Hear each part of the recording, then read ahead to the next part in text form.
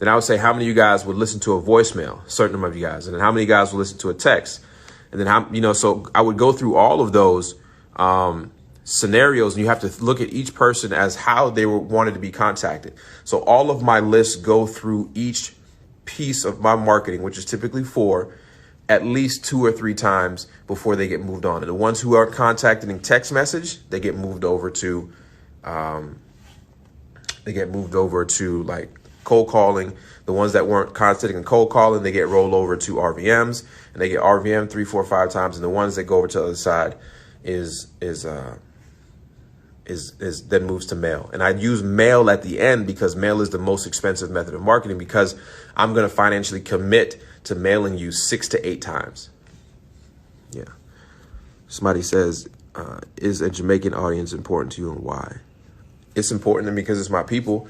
They need to see an example of something that they can do anywhere. If you look it up, I own cashhomesjamaica.com. Like I talk to people from London all the time. Well, at least my cousin does, that want to sell their houses and stuff like that. But it's important because there's examples for people to be at home and make tens of thousands of dollars. And in Jamaica, that could change somebody's entire life. Gotta keep that better keep that hand sanitizer.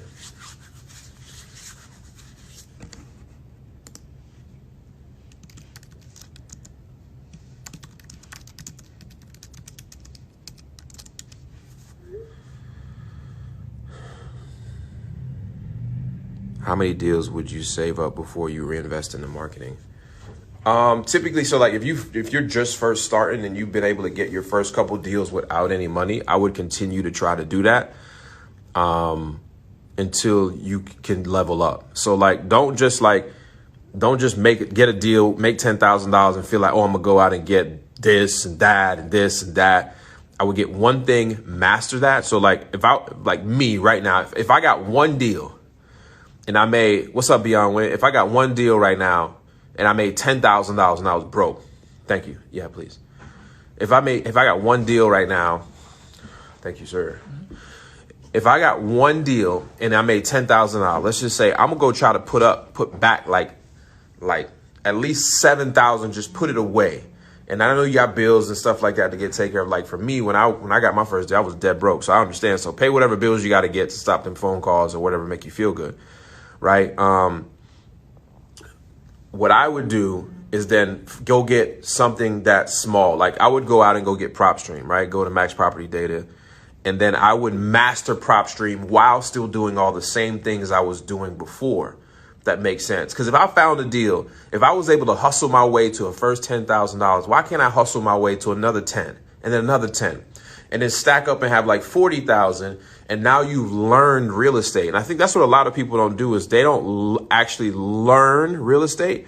They learn a hustle inside of real estate, but they don't actually learn real estate. And I think it's very important for you guys to become a student of the game, the totality of real estate, the totality, right? Because then it makes you such more of a deadly hustler. See, what happens is naturally, most of us who come from wherever are just natural hustlers. Like we just naturally need to survive our entire life. We've never been handed anything. So everything we've done is an accomplishment, whether it's graduating high school, getting a job, getting your own car, getting your own apartment. You've had to hustle your way all the way through that, right? So if you take that hustle and you combined it with actual education and something that you want to get, you're going to become deadly. Think about that. Some of the most successful people in this world don't have a college degree. Not saying you shouldn't have a college degree, but I'm saying they had hustle. So if you can get that hustle and then compound it with an obsession of something new, so get real good at it, then bro, you become deadly, right? It's just no different. Like if you take a guy that's been hustling on the street all his life, like hustling, surviving on the street, and you take him and actually give him something to learn that can propel him to the next level. Look at Jay-Z, for example. You know, people look at him as a rapper. That guy's a businessman. So, you know, that's just my 2 cents. That's my morning soapbox.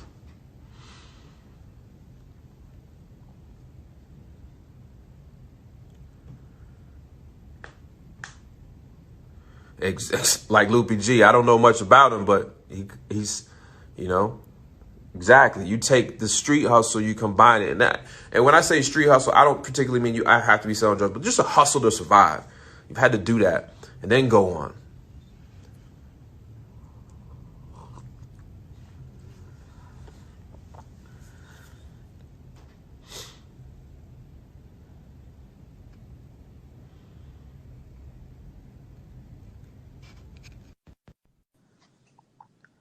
No, you don't need credit. I ain't having nothing. What's up, my G? What's going on? How you doing this morning, man?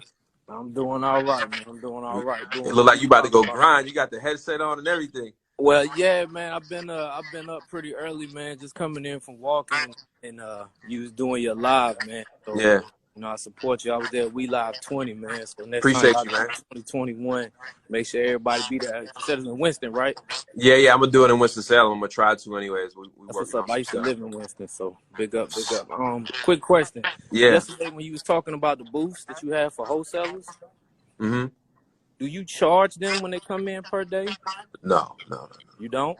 No. Okay, good, because I got some people back home, because I'm from North Carolina. I got some people back home that's trying to get into the business. Yeah. I'm down here in Georgia. I'm just getting started. I've done my first deal or two. And I was telling them, like, yo, I don't know everything, but you know more than me.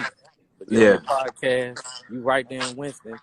You know what I'm saying? So I'm going to tell them, like, yo, go up there to your office, because they can be around people. Because we don't have 100%. like I'm at. But if you can get around people, you got to be able to pick up something. Got to. And whenever you come back up to Winston, let me know too. You can come hang out work out at the office, come hang out, whatever, and even bring your peoples and get them into the environment. You know what I'm saying? Appreciate it, man. Yeah, for sure. Man. I love the way you keep giving back, man. That's why I rock. Thank you, man. I appreciate that, bro. I've been blessed so much. It's crazy. So I just keep giving, man. Yeah, man. Hey, keep staying fresh. You see, we out there. Hey, look. Perfect grind, bro. Hey, look. I be my barber be everywhere. I respect the dude, man. So I take care of him, and me and him have a business. I'm invested into a barbershop / exclusive shoe store, and so yeah, we have a great relationship. So I'm able to make that phone call and get the mask and glove treatment, and then come hook me up with a cut. I ain't mad at you.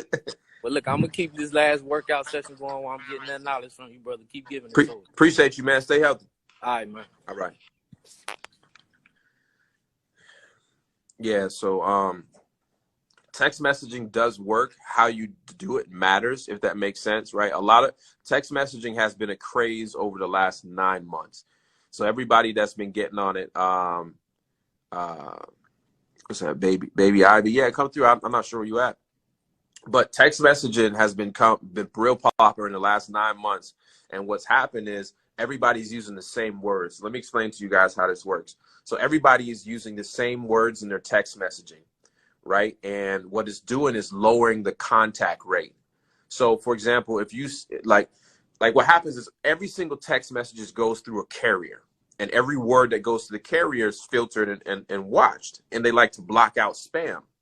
So if everybody's using certain words, then point blank, they're going to see that it's repetitive text messages, and you're going to get in trouble. How do you scrub your list for the do not call?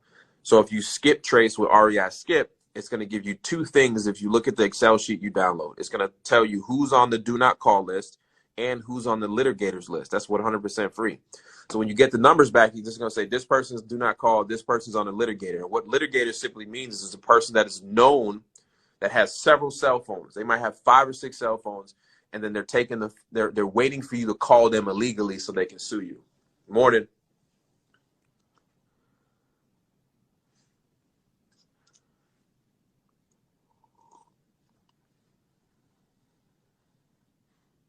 He said, don't have the convo via text. It's a contact method. That's smart.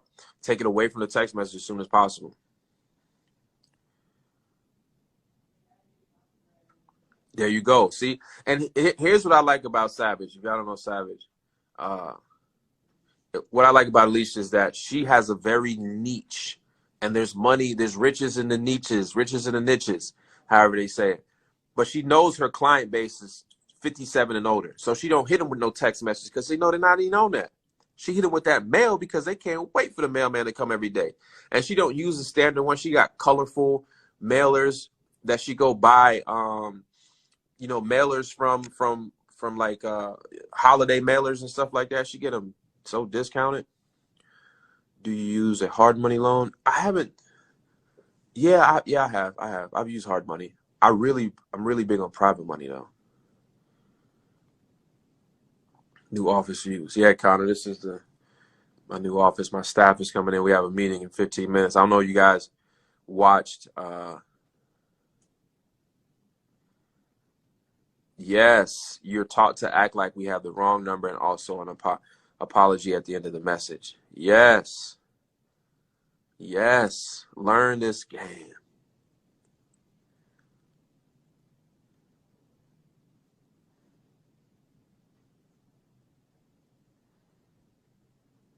How do you build your buyers list? Find and talk to buyers every single day. Every single day.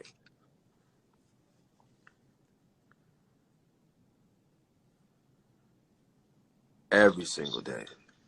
Beyond Win, what's up, brother?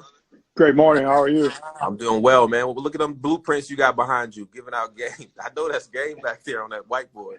Hey, you know how I go. The things that you impress upon your subconscious mind, you attract it. Yeah, man, 100%. So, thanks for allowing me to chime in.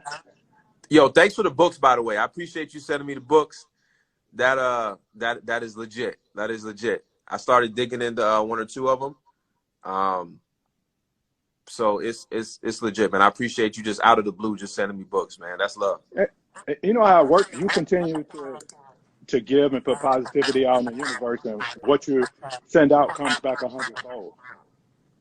It's that simple. And I think more of us have to understand that giving and receiving is a law. Most of us don't understand that, so we hold our hands tight, and we're wondering why we can't get a blessing.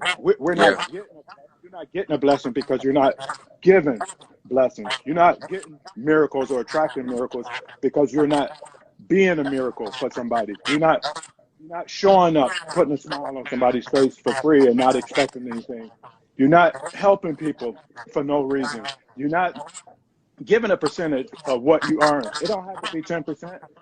It don't have to be money. It could be knowledge. Correct. You know, so just focusing on that and having an abundance mindset, because when you have an abundance mindset, you attract great things in your life, great people, information, and resources. But you know what, man? We say that a lot, right? And I think it becomes just oversaid and people don't really know what they mean about that. You know what I'm saying? So when you say abundance mindset, what do you really mean? Because people just hear that. It's become such a common thing to say now. When I say abundant mindset, a couple things come to mind. The first thing is, I know that I'm pre-approved by God. So it's just a matter of pre-approved. Love it. And we all are, but we all have to get to a place where we really believe that, because we can't even believe in God or anything, or have faith in anything outside of ourselves until we believe in ourselves, until we